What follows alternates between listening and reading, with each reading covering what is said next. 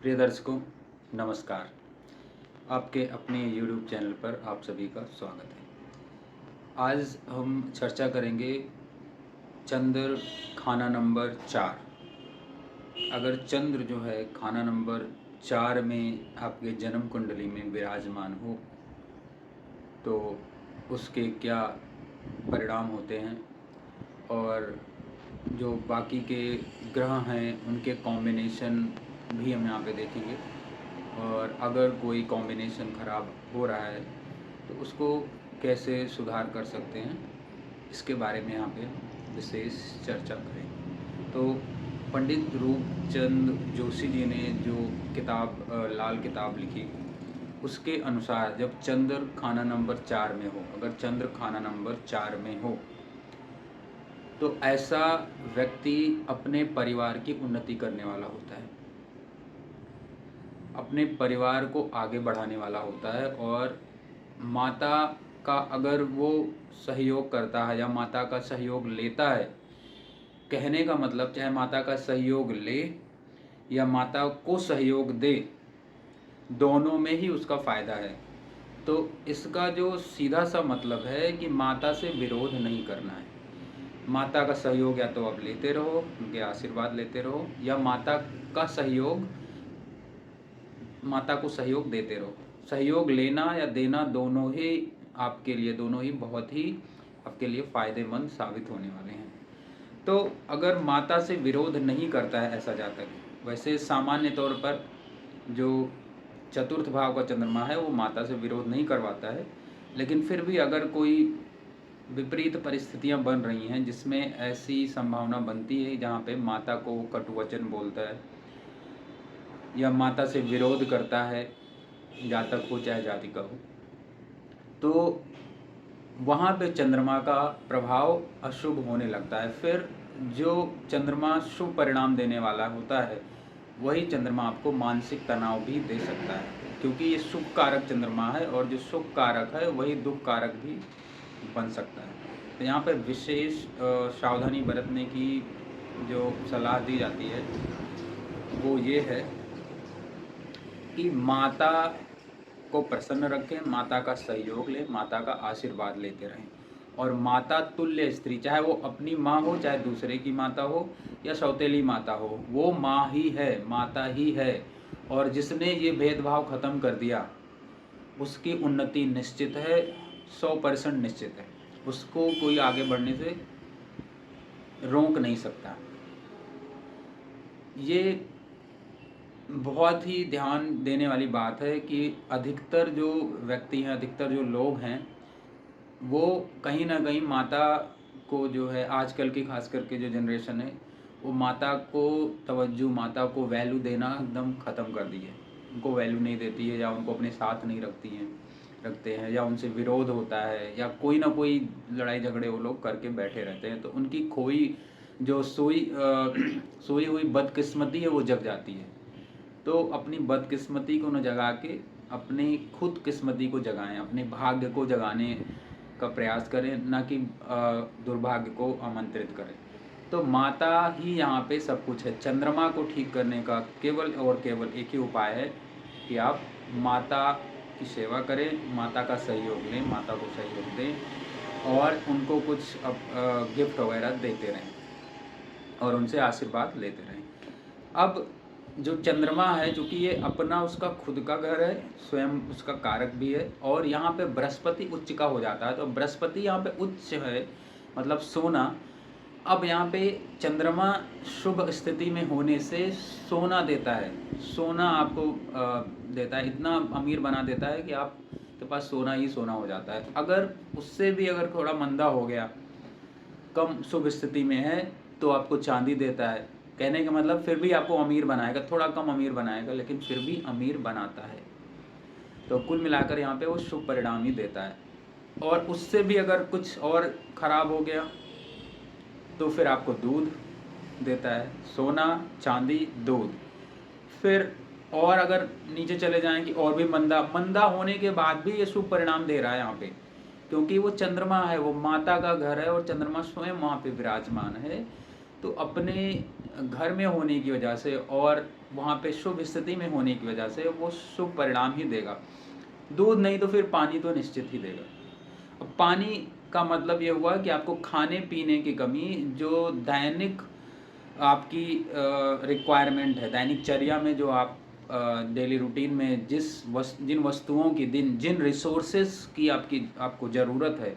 अब रिसोर्सेज का मतलब यहाँ पे हर तरीके के रिसोर्स हो गए, खाना हो गया, पीना हो गया, कपड़े हो गए, रहने की व्यवस्था हो गई, मकान हो गया, ठीक है, नित्य की आमदनी हो गई। ये सारी वस्तुएं आपको इतनी प्रचुर मात्रा में चंद्रमा आपको दे देता है कि आपको किसी के आगे हाथ फैलाने की आवश्यकता नहीं पड़ती है। तो कुल मिलाकर चंद्रमा का शुभ प्रभाव यहाँ पे मिलता ही मिलता है। अगर आप इसको और शुभ करना चाहते हैं तो जो मैंने कुछ सलाह दी अभी इस वीडियो में शुरुआत में माता के संबंध में, वो बहुत ही ध्यानपूर्वक आपको करनी है। और माता के स्वास्थ्य का विशेष ख्याल रखना है अगर ये चंद्रमा पीड़ित है तो इससे चंद्रमा भी शुभ होगा, अब माता का स्वास्थ्य भी अच्छा होगा और आपकी किस्मत भी अच्छी होती चली जाएगी। अब इसमें कुछ टर्म्स एंड कंडीशन, क्योंकि हर एक प्लैनेट की जो पोजीशन होती है उसमें कुछ ना कुछ टर्म्स एंड कंडीशंस जरूर लगते हैं, क्योंकि ये जो चौथा भाव है ये नदी है, तालाब है, बहता हुआ पानी है, कह लीजिए बहता हुआ पानी, शुद्ध साफ बहता हुआ पानी। आठवां भाव अगर रुका हुआ पानी है तो चौथा भाव बहता हुआ एकदम निर्मल जल है, गंगा जल कह लो, नदी कह लो, साफ सुथरा बहता हुआ एकदम जल है। तो ये आपको आमदनी भी ऐसे ही देता रहता है, लगातार आपको आमदनी आती रहती है, मतलब उसमें कोई रुकावट नहीं होती है। लेकिन उसकी कंडीशन ये है कि सामने वाले घर में बृहस्पति न बैठा हो, मतलब 10वें घर में बृहस्पति न बैठा हो। और बृहस्पति बैठा भी है तो भी शुभ परिणाम ये देता है, लेकिन उसमें एक कंडीशन है, अगर आप जितना नेकी करेंगे उतनी आपकी बदनामी होगी। तो सीधा सीधा एक शब्द में कहें तो नेकी कर जूते खा।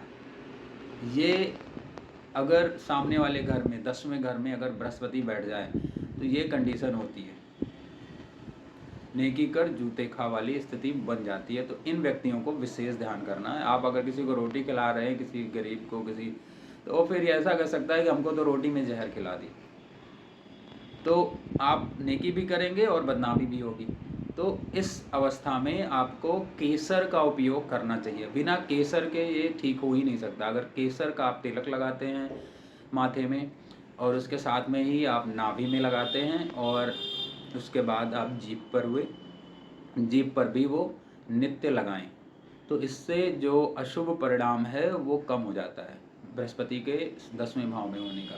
तो ये बहुत ही विशेष ध्यान रखने की यहाँ पे ज़रूरत है। अब अगर दूसरे भाव में बृहस्पति हो तो बहुत ही शुभ हो जाएगा, क्योंकि वो अपना उसका खुद का पक्का घर है। और 5वें भाव में सूर्य आ जाए, दूसरे भाव में बृहस्पति, 5वें भाव में सूर्य और चौथे भाव में चंद्रमा, अगर ये आपकी कुंडली में है, किसी की कुंडली में है, ये बहुत रेयर कॉम्बिनेशन है, बहुत मुश्किल से मिलता है। जिन्होंने बहुत ही शुभ अच्छे सत्कर्म किए होते हैं पूर्व जन्म में, उनकी ही कुंडलियों में मिलता है।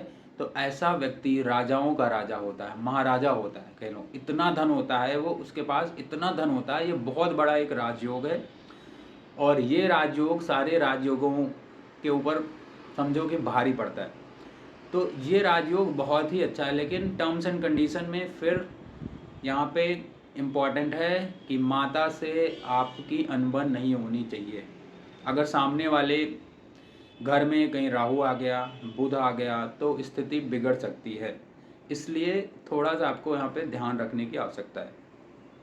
अगर राहु आ गया और वर्षफल में अगर आ गया तो भी आपको सावधान रहना। तो ये जो कॉम्बिनेशन मैंने अभी बताए आपके जन्म कुंडली में लाल किताब के अनुसार पंडित रूपचंद जोशी जी ने जो इतने अच्छे सुंदर सूत्र दिए हैं, उसके अनुसार, ये हमारा अपना कोई सूत्र नहीं है, ना हमारा कोई अपना नॉलेज है, ये उनकी लिखी हुई किताब के अनुसार मैं बता रहा हूँ, जो उन्होंने यहाँ पे उपाय बताए हैं और जो उन्होंने लिख रखा है। तो अगर 10वें भाव में यहाँ पे राहु आ जाता है तो उस वर्ष सिर में चोट लगने की संभावना बनती है।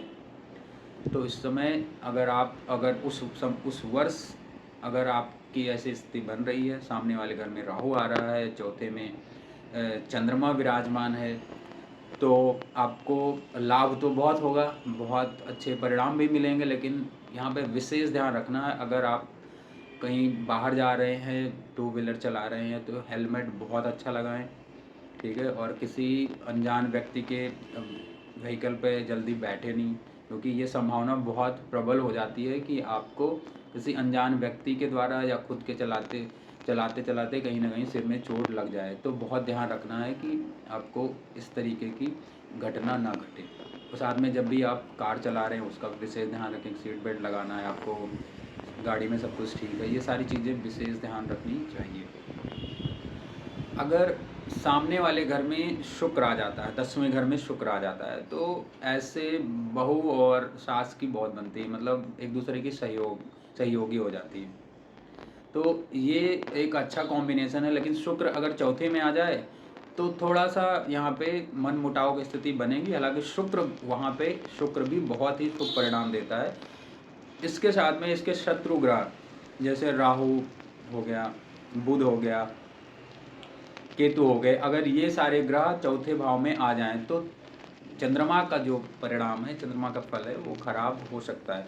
तो ऐसे स्थिति में आपको जल जो है वो दान कर देना चाहिए। अगर पीड़ित है चंद्रमा तो जल का दान करना चाहिए, या यूँ कहें कि जल बेचना नहीं चाहिए, दूध बेचना नहीं चाहिए। अगर आप किसी तरीके की एडवाइजरी में हैं, जहाँ पे एडवाइस देते हैं, कंसल्टेशन देते हैं, चाहे वो एस्ट्रोलॉजिकल कंसल्टेशन हो, चाहे पढ़ाई के लिए कोई आप एजुकेशनल कंसल्टेशन देते हैं, तो उस वर्ष कम से कम आप कोशिश करें कि उसके लिए किसी को चीट नहीं करें, ज़्यादा पैसे नहीं लें, हो सके तो उसको फ्री में आप सलाह दें, तब आपको ये शुभ परिणाम और अच्छे मिलेंगे। अन्यथा अगर आप किसी के साथ चीट करते हैं, ज़्यादा पैसे ऐंठने की कोशिश करते हैं अपने क्लाइंट से, तो ये चंद्रमा जो है आपको अशुभ परिणाम देना शुरू कर देगा। मानसिक तनाव होगा, मानसिक स्थिति आपकी बिगड़ सकती है, आपके घर में कला का वातावरण भी हो सकता है। तो ये बातें अगर आप ध्यान में रखेंगे और किसी भी तरीके से बेईमानी से काम नहीं करेंगे, मक्कारी नहीं करेंगे, तो चंद्रमा यहाँ पे आपको अपार धन, अपार सफलता और हर तरीके की सुख सुविधा से आपको ये एकदम संपन्न कर देगा। और अनेक प्रकार के आपके पास वाहन हो जाएंगे, अपने ही दम पे हो जाएंगे। तो ये चीज़ें आपको यहाँ पे ध्यान रखने की विशेष आवश्यकता है। तो आशा करता हूँ कि ये वीडियो आप सभी दर्शकों के लिए बहुत ही हेल्पफुल रहेगा, और ये भी आशा करते हैं कि आप इन बातों का ध्यान रखेंगे और अपने जीवन को सार्थक बनाएंगे। तो तब तक के लिए विदा लेते हैं। जय श्री राम।